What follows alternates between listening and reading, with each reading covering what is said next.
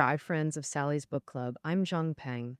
Over the past few years, learning history in your spare time has become a real social trend.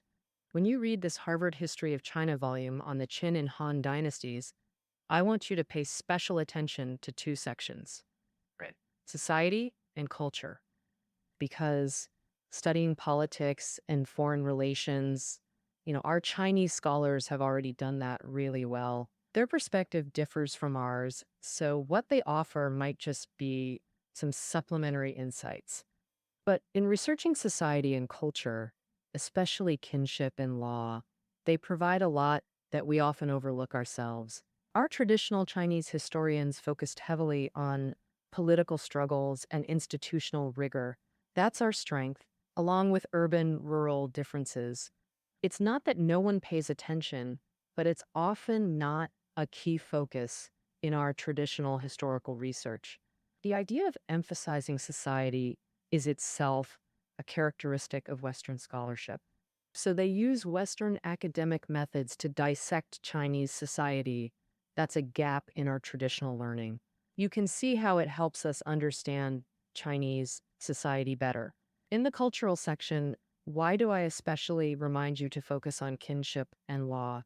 First off, these two are very important aspects of Chinese history that reflect its unique characteristics. But our Chinese legal system is completely different from the Western one, and they highlight the features, strengths, and weaknesses of Chinese law. We should really ponder that. Also, in the kinship section, note that this Harvard China history book on the Qin Han Empire emphasizes two groups: children and women.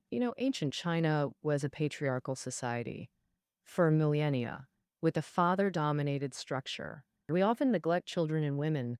This is because Western society took a different path and focused on women's and children's rights earlier than we did. Let's look at it through their eyes. How did we view children and women in ancient Chinese history? For us today, this is also very helpful.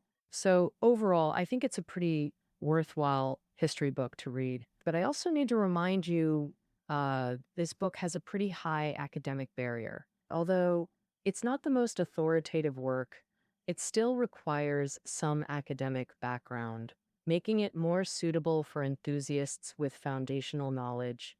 If you've just developed an interest in Chinese history and are a beginner, then starting with this set might be too advanced. If that's your situation, what can you do? You also want to learn Chinese history, right? Are there alternatives? Well, I'll tell you, there's an option.